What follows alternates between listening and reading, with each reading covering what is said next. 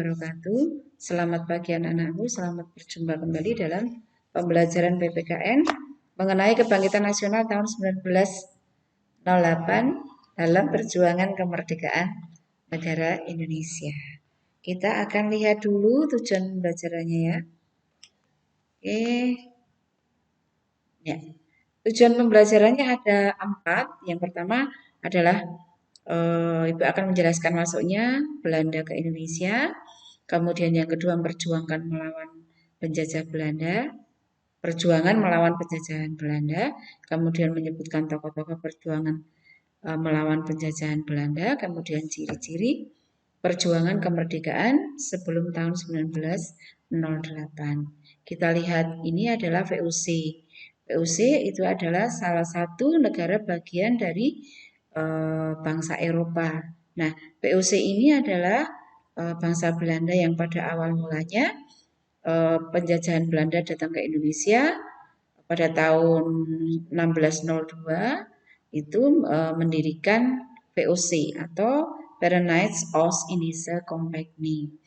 Nah, sejak berdirinya VOC inilah mulailah VOC ini melakukan berbagai bentuk kekerasan dalam rangka menjajah negara Indonesia.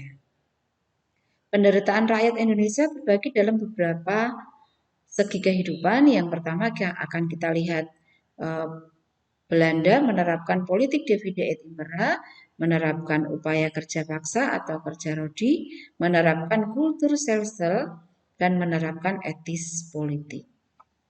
Oke, kita lihat di sini adalah gambar pada saat pemerintahan VOC melakukan politik divide et impera, yaitu Belanda melakukan politik mengadu domba kerajaan satu dengan kerajaan yang lain atau di dalam kerajaan itu sendiri, sehingga menjadikan kerajaan-kerajaan itu lemah dan merusak segala sendi kehidupan masyarakatnya. Kemudian yang kedua ini adalah bangsa Indonesia dengan adanya politik itu semakin menderita ya, semakin menderita, sehingga penderitaan itu tidak akan berhenti meskipun Belanda sudah berganti pemerintahnya atau penguasanya. Pada saat penguasanya Daendels, Belanda juga melakukan upaya kerja paksa. Jadi tidak semakin penderitaan berkurang, tapi justru akan bertambah karena rakyat disuruh membangun jalan sepanjang Pulau Jawa, Anyer Panarukan untuk kepentingan militer Belanda, sehingga rakyat semakin menderita. Oke, kita lanjut. Penderitaan rakyat Indonesia tidak berkurang, tapi malah berlanjut semakin menderita pada saat pemerintahannya berganti oleh Gubernur Jenderal Hindia Belanda Van den Bosch. Di sini Van den Bosch juga menerapkan kultur stelsel atau tanam paksa. Rakyat disuruh menanam tanaman yang sudah ditentukan oleh pemerintah Belanda dan hasilnya diserahkan kepada pemerintah. Kamu lihat di sini bahwa pada saat mereka menanam tanaman yang ditetapkan oleh Belanda di situ, mereka tidak boleh menikmati hasilnya, ya, sehingga hasil itu menjadikan Belanda semakin kaya karena banyak penghasilannya dan rakyat semakin miskin dan banyak perbuatan-perbuatan yang dilakukan atau kekerasan-kekerasan yang tanpa kemanusiaan. Jadi penindasan yang dilakukan oleh Belanda terhadap rakyat Indonesia. Nah, dengan peristiwa itu mengakibatkan munculnya benih-benih perlawanan dari berbagai daerah, khususnya para ulama dan kaum bangsawan yang berusaha untuk melawan penjajah dengan cara mereka melakukan gerakan dari daerahnya masing-masing.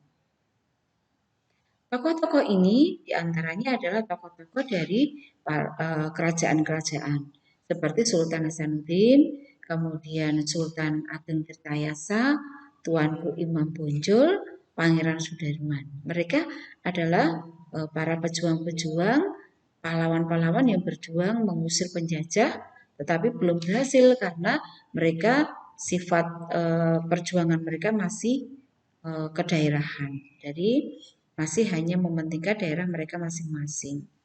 Dan persenjataan mereka masih menggunakan tombak, ya, ini tombak dan senjatanya masih senjata yang masih sederhana sekali. Oke. Setelah penderitaan yang dialami bangsa Indonesia, ternyata menyadarkan bahwa orang-orang Belanda yang tinggal di situ juga mau menyadari hal itu. Ya, di antaranya orang-orang yang tinggal di Indonesia itu adalah Baron van Hove, Edward Douws Dekker, dan Mr. van Deventer. Nah, Edward Douws Dekker adalah seorang penulis ya yang menggunakan nama samaran Multatuli. Dia menuliskan buku bernama Max Havelaar. Buku itu menggambarkan bagaimana penderitaan rakyat Lebak, Banten akibat penjajahan Belanda. Mereka kemudian atas perhatian dari Edward Douws Dekker ini, Mr. van Deventer juga mengusulkan bahwa pemerintah Belanda sebaiknya menerapkan politik balas budi atau etis politik. Nah, etis politik ini di sini menerapkan suatu pemikiran yang menyatakan bahwa pemerintah kolonial Belanda memegang tanggung jawab moral bagi kesejahteraan bumi. Jadi mereka memperhatikan kesejahteraan rakyat sebetulnya dalam kedepannya. Nah, kita lihat di sini politik balas budi ada 3, edukasi, transmigrasi, irigasi. Yang pertama adalah edukasi. Edukasi dengan menyelenggarakan pendidikan bagi masyarakat pribumi agar mampu menghasilkan sumber daya manusia yang baik. Dengan cara mendirikan, membangun sekolah-sekolah di wilayah Jawa yang diperuntukkan untuk anak-anak pegawai negeri atau orang-orang yang mampu atau anak-anak bangsawan. Yang kedua adalah transmigrasi, memindahkan penduduk dari penduduk yang daerah padat ke daerah yang jarang penduduknya. Kemudian irigasi. Irigasi adalah membangun sarana dan jaringan pengairan. Pembangunan irigasi dilakukan untuk mengairi sawah-sawah milik penduduk sehingga mampu meningkatkan kesejahteraan. Tetapi kenyataannya tidak. Karena tanah-tanah yang dialiri adalah tanah-tanah dari perkebunan swasta milik Belanda. Sedangkan milik rakyat tidak dialiri. Nah, itulah yang terjadi dalam politik balas budi. Nah, kita lihat di sini dampaknya. Dampak dari tadi yang pertama adalah politik yang menggunakan dengan cara edukasi ya tadi ya, edukasi. Dampak positifnya adalah kalau tadi sudah dibangun sekolah-sekolah, akhirnya memunculkan masyarakat terdidik atau mulai memiliki pemahaman dan kesadaran akan kondisi bangsa Indonesia yang sebenarnya, yang awalnya menyadari bahwa bangsa Indonesia pada saat itu kondisinya bodoh, terbelakang dan kemiskinan yang merajalela.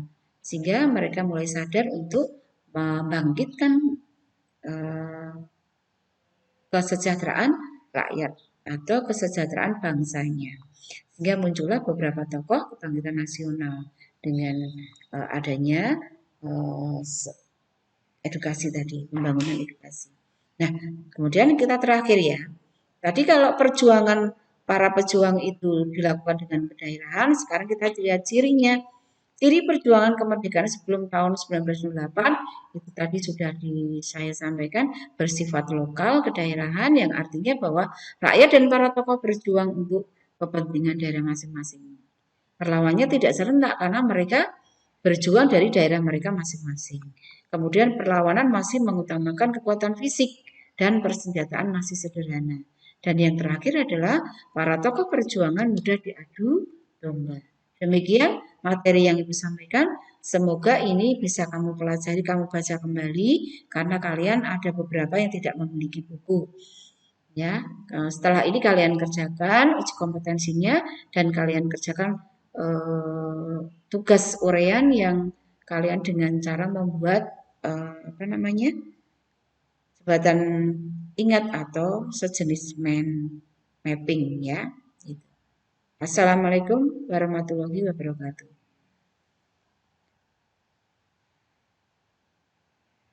Waalaikumsalam warahmatullahi wabarakatuh.